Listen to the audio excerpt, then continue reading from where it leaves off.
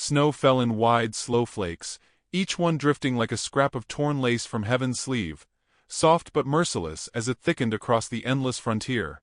The night carried no stars, only the hiss of wind through pine branches and the long hush of white that smothered the land. A young woman staggered along the narrow trail, her boots soaked, her shawl clutched so tightly that her knuckles had gone pale.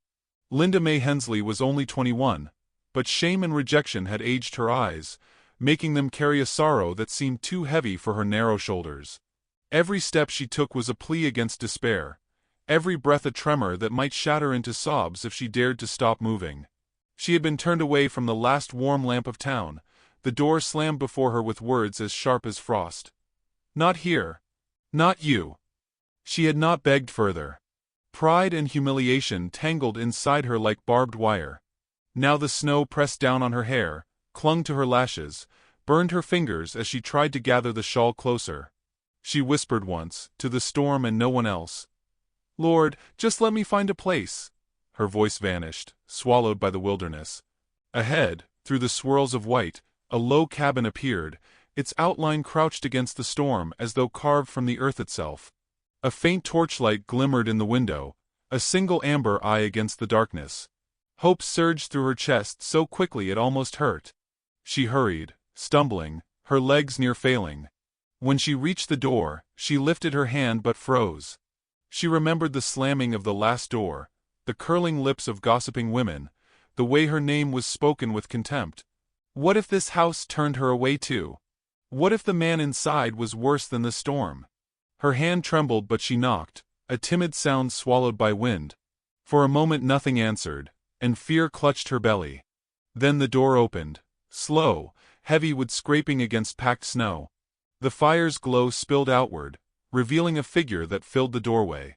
He was tall, broad-shouldered, his chest bare despite the winter's cruelty. His skin was bronzed and scarred, his black hair damp with melting snow. His eyes, dark as river stone, studied her with quiet intensity. Linda almost faltered, the words catching in her throat. She had been judged enough times to expect disdain. But desperation forced her lips to move. "Can I sleep here tonight, sir?" Her voice was little more than a quiver in the storm. The man said nothing at first. His silence was not cruel, but deep, as if weighed with thought. Snowflakes melted on his skin, and trailed down his chest like beads of water. Linda hugged herself tighter, fighting the tremble that came from cold and shame alike. She thought he would turn her away, and she could not endure another rejection. Tears pressed behind her eyes. But then, with a slight movement, he stepped aside. A gesture, simple as the lifting of a hand, but it broke the frost around her heart. Linda stepped into the cabin, warmth striking her like a blessing. The air smelled of pine smoke and leather, the floor covered in furs that softened the harshness of wood. She shivered violently as the sudden warmth reached her bones, her lips parting with something close to relief. The door closed behind her with a thud that muffled the storm. For a long moment neither spoke. He remained by the door, his breath slow, measured. She lowered her eyes, ashamed of her appearance. Her hair tangled, her dress torn at the hem, her shawl no defense against winter. Yet he did not look at her as others had looked, not with scorn, not with hunger, only with a solemn stillness, as if she were some fragile creature brought by the storm to his threshold. She whispered her name, Linda May Hensley, though she did not know why, perhaps to remind herself she still existed. He inclined his head slightly, but gave no word in return. Instead, he moved toward the fire, lifted a kettle, and poured steaming water into a cup. He set it on the table, sliding it toward her with the barest nod. She understood. Drink. His kindness was wordless, but it settled her spirit in a way language could not. Linda wrapped her hands around the cup, the heat searing her fingers, making them throb as the blood returned. She drank slowly, tears gathering in her lashes, not from the steam but from the mercy of it. She had forgotten what it felt like to be offered something without suspicion. Her heart ached with gratitude, she could not yet speak aloud. He gathered a blanket from a trunk, rough-woven but clean, and placed it near the fire. His hand brushed the floor as he spread it, then he stepped back, leaving her the space. No words, only gesture. Here. Rest. She sank down, every muscle trembling, and pulled the blanket around her. She wanted to thank him, but the weight of exhaustion was too great. The fire crackled softly, casting shifting light across the cabin, painting his figure in shadow and amber glow. As her eyes fluttered with fatigue, she glimpsed him seated on a stool, his gaze fixed not on her but on the window, on the snow pressing against the glass. His stillness was like a mountain's, enduring, silent, unconquered by storm. She realized she was safe for the first time in many months, though she did not understand why. Yet even in her relief, fear whispered. Tomorrow the town would know. They would sneer, they would gossip. Linda May had gone to the Apache's cabin. Already she could hear their voices, sharp as knives, waiting to cut her down. Shame curled in her stomach, but the warmth of the fire and the quiet of the man beside her dulled its sting. Her eyes closed, but her heart beat fast with a mixture of dread and gratitude. She sensed her life had shifted in ways she could not yet see. As the storm deepened outside, she lay awake in fragments of sleep, clutching the blanket, wondering who he truly was and why fate had driven her to his door. And though he had spoken not a word, she knew she would remember forever the way his silence had felt more merciful than all the words she had heard in town. When the flames lowered and the night seemed endless, Linda stirred once more, her voice trembling in the hush. "Sir, why did you let me in?" The fire crackled. He turned his face toward her, shadows deepening the lines of his cheek, and for the first time his voice broke the silence, low, steady, carrying the gravity of stone and storm alike. "Because the storm does not choose who it destroys." His words hung in the air like the final toll of a bell. Linda's heart jolted, not from fear but from the quiet revelation that she had stepped into a life where dignity and ruin were separated by a single man's choice. And beyond the window, the hoofbeats of the storm seemed to echo with something more than wind, as if unseen forces already stirred, waiting to test what fragile safety she had found. The fire burned low, casting the cabin in trembling amber light. Linda May sat near its glow, the blanket drawn close about her, her breath still uneven from the long walk through snow. She felt both warmed and unsettled, as though she had stepped into a place beyond time, where silence and storm conspired to strip her bare of all pretense. The man, Lone Hawk, she had heard him called in town though never before so near, moved with a patience that unnerved her. He stoked the embers without haste, each motion deliberate, as if the world outside did not rage with white fury. She sipped the last of the steaming water he had given her. The heat slid down her throat, waking life in her veins, though her fingers trembled so much she nearly spilled it. She glanced at him, wanting to speak gratitude, yet afraid words would break the fragile peace holding the room together. Her voice had never seemed so small, so unnecessary. Instead, she set the cup gently on the rough-hewn table, listening to the pop of resin in the fire. The silence stretched, but it was not cruel. It was heavy, yes, but heavy like earth, steady and unavoidable. Lone Hawk sat across the fire from her, his broad frame hunched slightly, shadows rippling across the ridges of his chest. He did not stare at her as others had, with judgment or hunger. He simply existed, watchful, as though he were guarding more than his cabin, perhaps even the very air between them. Linda felt her shame rising like heat under her skin. The town's voices echoed in her mind. That girl, always wandering, no better than a beggar. She pressed her face into the blanket, hiding her tears. She had endured many cold nights, many slammed doors, but it was the memory of words that cut deepest. Out here in the hush of fire and storm, those words seemed to scrape even louder inside her skull. At last, unable to bear the silence, she whispered, "They don't forget sins in town. Not the ones they believe, nor the ones they invent." Her voice cracked. "I am tired of being what they call me." She dared a glance up, bracing for dismissal. Lone Hawk did not answer. Instead, he reached to the shelf above the hearth and drew down a strip of dried venison. He tore it into small pieces and set them on a wooden plate before sliding it toward her. No words, only gesture. "Eat. Survive." Her throat tightened with gratitude, she could not shape into speech.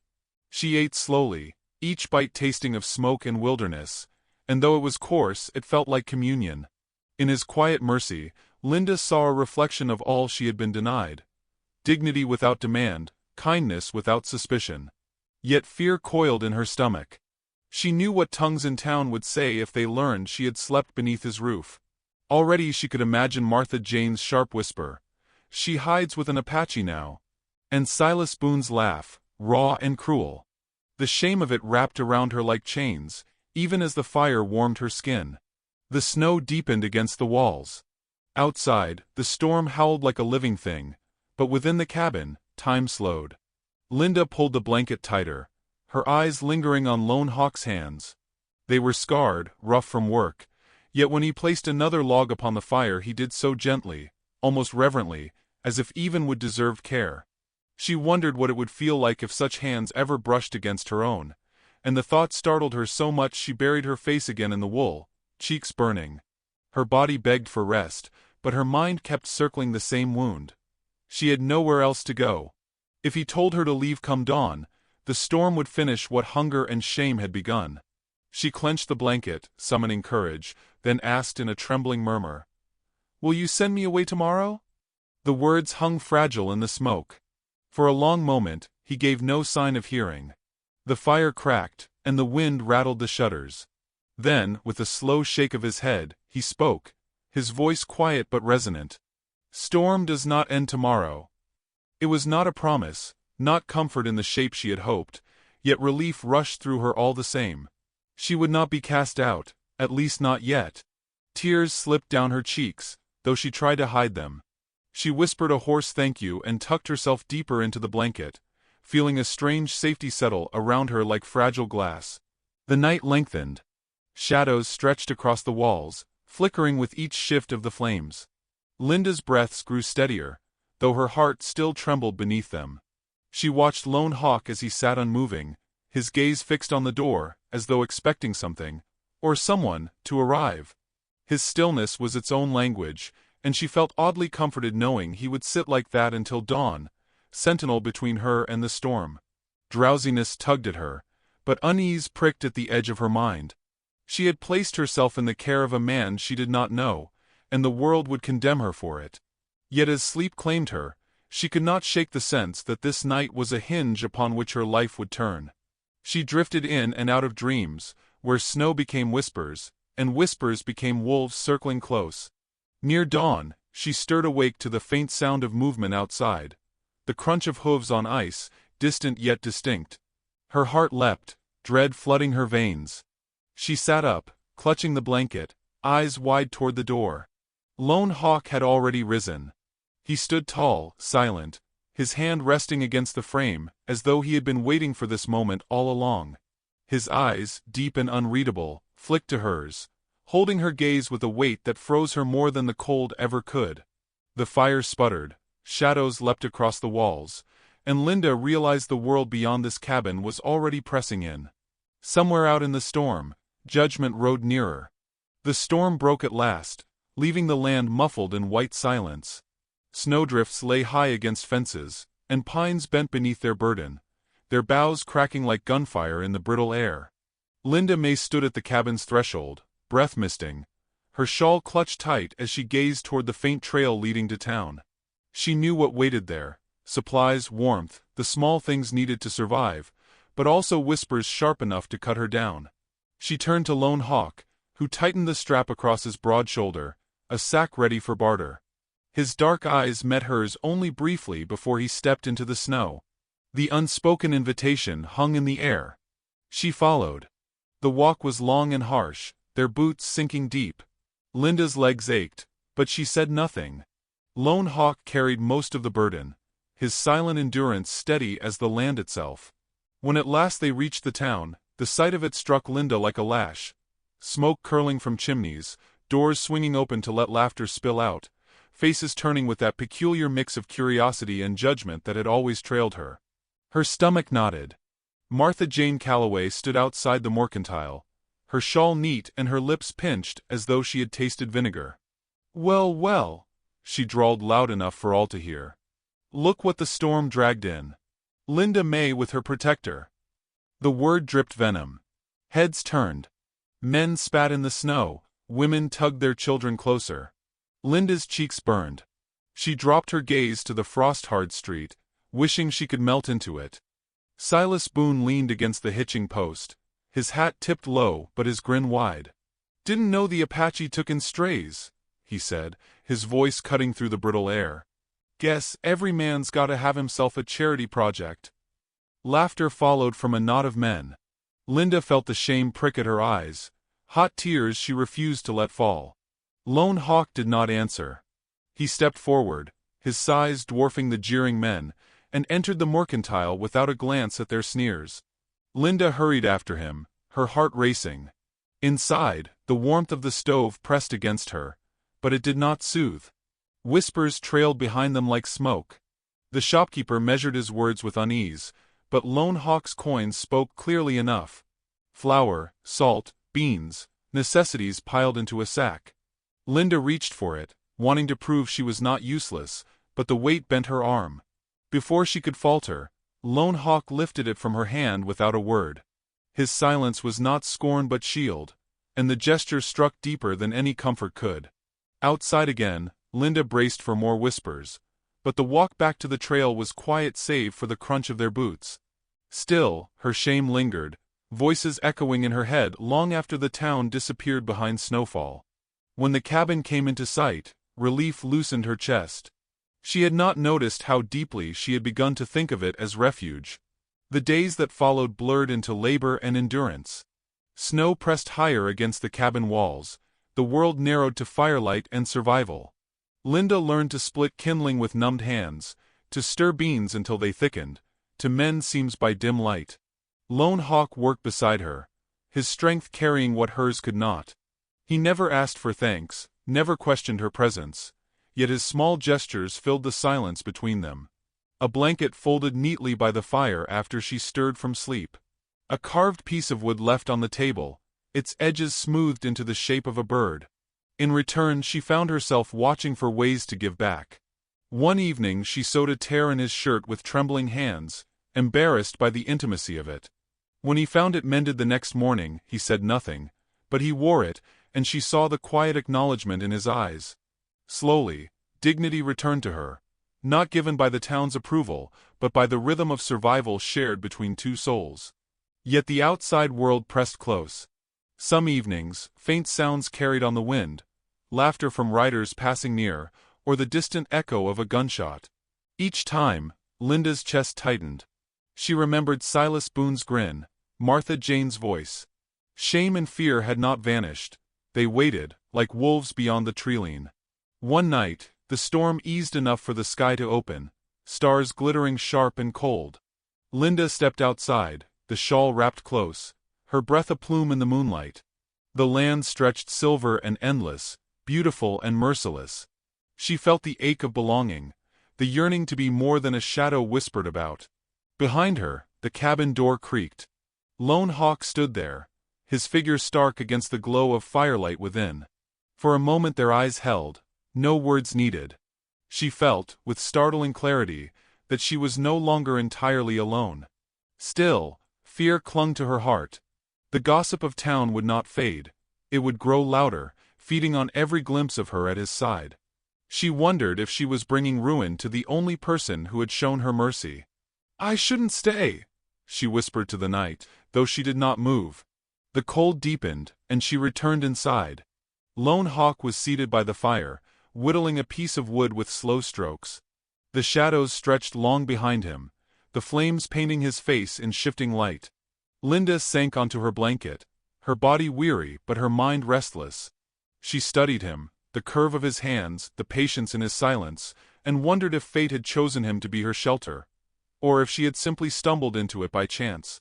Sleep came fitful. Dreams crowded with voices, with Silas's laughter and Martha Jane's whisper. She woke to the crackle of fire, and the sound of wind pressing against the shutters. For a long time she lay in the warmth, listening to Lone Hawk breathe steady in the shadows. A strange calm settled over her, fragile but real. But peace could not hold forever. On the fourth morning, as Linda stepped outside to fetch wood, she froze. Hoofprints marred the snow near the cabin, fresh, circling close before veering back toward town. Her pulse hammered. She turned, the logs spilling from her arms, and saw Lone Hawk standing in the doorway, his gaze fixed on the tracks. His jaw tightened, though his face betrayed no fear. Linda's breath shuddered out of her. The world beyond their walls was watching, already pressing nearer. She felt the weight of gossip sharpening into threat, the whispers of towns soon to become actions. And in that frozen moment, as their eyes met above the print of hooves in snow, she knew the storm outside had only just begun. The hoofprints lingered in May's mind long after the snow softened their edges.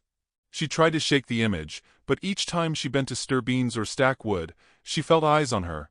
Town eyes, judging, mocking, whispering of ruin. By the fourth night her nerves were frayed, and when the wind rattled the shutters she startled so violently, she spilled the kettle across the hearth. Lone Hawk rose at once, steadying her with a hand on her shoulder. His touch was brief but firm, grounding her trembling body. She wanted to lean into that quiet strength, yet shame curled within her. "I shouldn't be here," she whispered, voice breaking. "They'll say worse now. You'll bear the blame." He regarded her with unreadable stillness, then crossed the room and drew her shawl around her shoulders. The gesture was simple, but his hands lingered just long enough for her to feel their warmth. His silence answered what words could not. She belonged where she was. Yet fear gnawed. She could not silence the image of Silas Boone's grin, sharp as a knife. Word of Silas reached even their small cabin. Lone Hawk returned from town one evening with supplies, and an uncharacteristic shadow in his eyes. Linda asked nothing, but when he placed the sack on the table, she saw the faint tension in his jaw. Later that night, as the fire thinned, she gathered her courage. "They're talking, aren't they?" He did not deny it. Instead, he set another log upon the flames, the sparks rising like restless stars. She knew then that her presence had stirred a storm far greater than snow. Her shame deepened. The cabin, once her refuge, now felt like borrowed grace she had no right to keep. She considered leaving, even as frost bit deep into the land. Better to vanish into the wilderness than ruin the one man who had shown her kindness. The thought tore at her heart, but the memory of sneers and whispers twisted her resolve. One morning, as the sun burned pale behind thin clouds, she gathered her shawl and stood at the threshold, eyes fixed on the long white trail. Lone Hawk appeared behind her, his shadow falling across the door. She startled, clutching the wood frame. I can't bring you more trouble," she stammered. Her voice shook with the weight of unspoken guilt. His gaze held her, steady as stone. Slowly he stepped past her into the cold, and with a motion of his arm pointed to the stacked woodpile, then to the cabin roof heavy with snow. His meaning was clear. Survival was not a matter of shame or reputation. It was labor, endurance, and two hands where once there had been one. She wept quietly, turning from the door, her shame melting into something smaller, though not gone. The world beyond their walls did not sleep. Wolves prowled one night, their howls weaving through the trees. Linda woke to the low growl of menace outside, her breath catching in her throat. Lone Hawk moved swiftly, taking his rifle from the wall. He stepped into the snow shirtless, his body gleaming with cold, breath a plume of smoke. Linda pressed her palms against the window, watching his silhouette against the pale drifts. Wolves circled, their eyes glinting in the moonlight. He fired once, the crack echoing like thunder, and the pack scattered into shadows. When he returned, frost clinging to his skin, Linda wrapped a blanket around him without thinking. Their eyes met in the firelight, and something unspoken passed between them. A tether, fragile yet unbreakable. But wolves were not the only shadows gathering. In town, Silas Boone's laughter grew sharper, his jeers carried further by liquor. "Apache thinks he's a savior," he slurred one night in the saloon. "Taking in a girl no one else would have. We'll drag her out of there, show her what her place is." Men around him muttered agreement, their boots restless on the wooden floor. The whispers reached Linda in fragments, carried by a peddler's loose tongue. When she heard, her heart turned to ice. She pressed her back against the cabin wall, trembling. "They'll come for me," she whispered to Lone Hawk. "I should go now before." Her words broke as tears streamed down her face. But Lone Hawk only moved closer, placing a calloused hand over hers, pressing it gently against the table. His silence told her he would not let her face them alone. Days bled into nights, each one heavier with anticipation. Linda found herself drawn to small comforts. The way Lone Hawk's hands carved wood with patience, the quiet strength of his presence near the fire, the brief moments when her shame eased enough for her to breathe without trembling. She realized then that her fear was not of Silas alone, but of losing the fragile dignity she had begun to find within these walls. One evening, the storm outside calmed, leaving the world sharp and clear under a hard moon.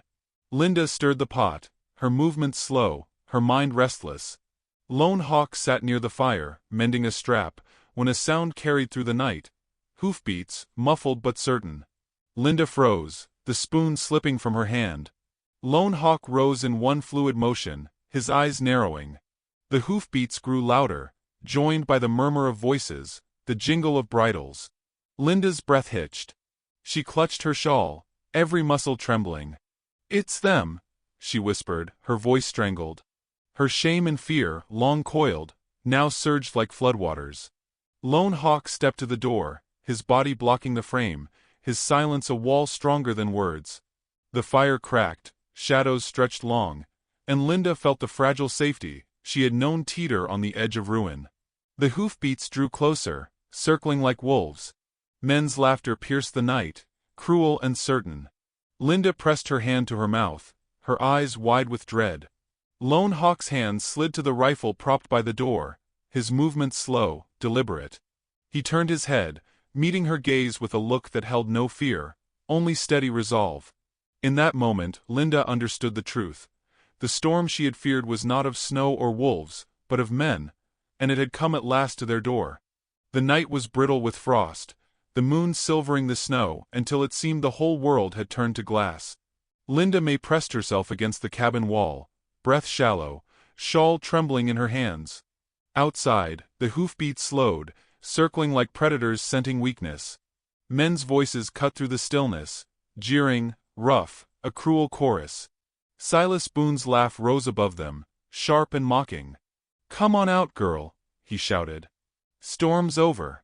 Time you remembered where you belong." Her body shook, shame and terror binding her in place.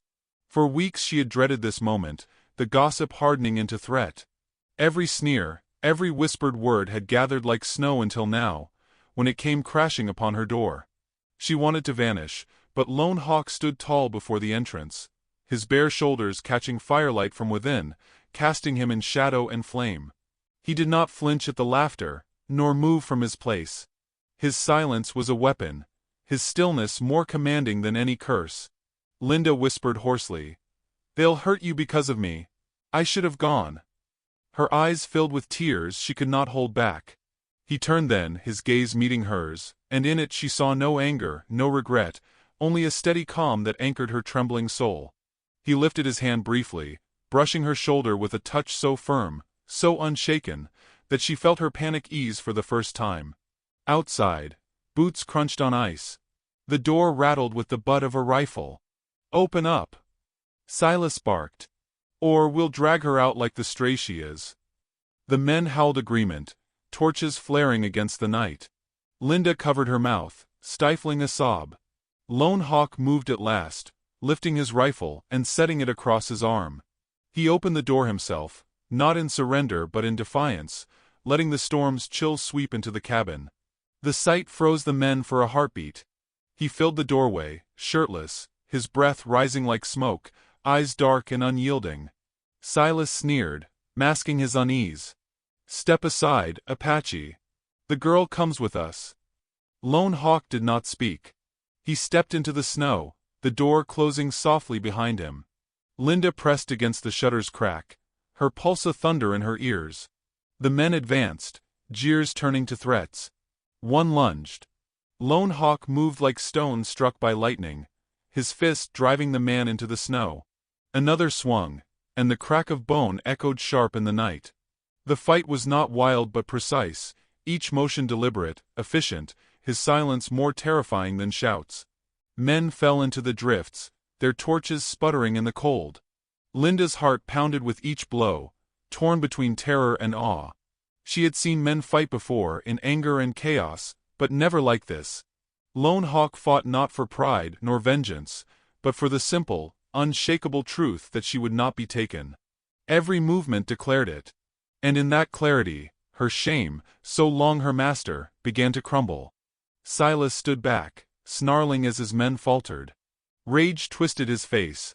He drew a pistol, his hand shaking with drink and fury. "Enough!"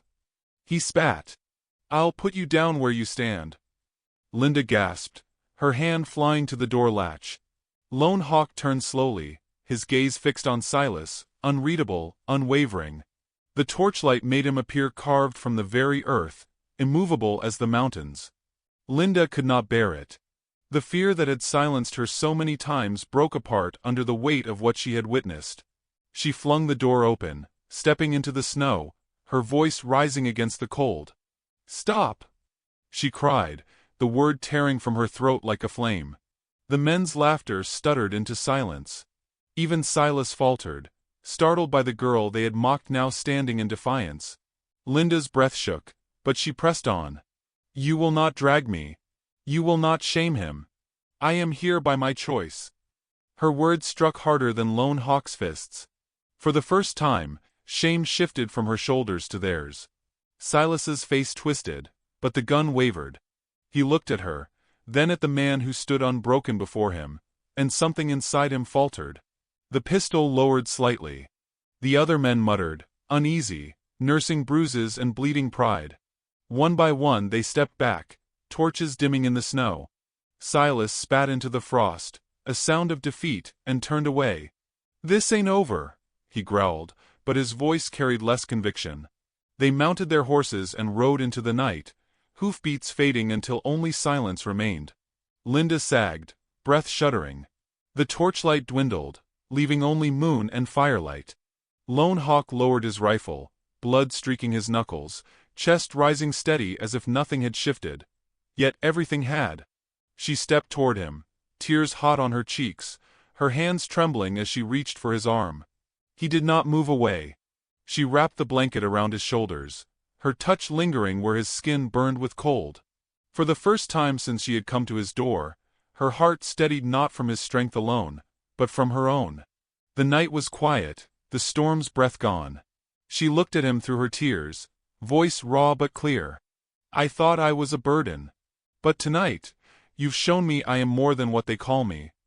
His eyes held hers, dark and deep, and though he spoke no word, the truth settled between them like the warmth of the fire carried into the snow. They stood together, two souls who had borne shame in different forms, now bound by survival, by defiance, by dignity found in the storm. The cabin behind them glowed faintly, a fragile refuge made sacred by what had been fought for. Linda felt, with bone-deep certainty, that her life had turned a corner she could never step back from. The silence stretched, soft and full, until at last the wind rose again, carrying the faint echo of wolves in the distance. Linda tightened the blanket around his shoulders, her hand brushing his scarred skin, and whispered, almost to herself, "Let them come!" And in that whisper, in the hush of snow and firelight, a new strength was born, one that would carry them both into whatever storms remained,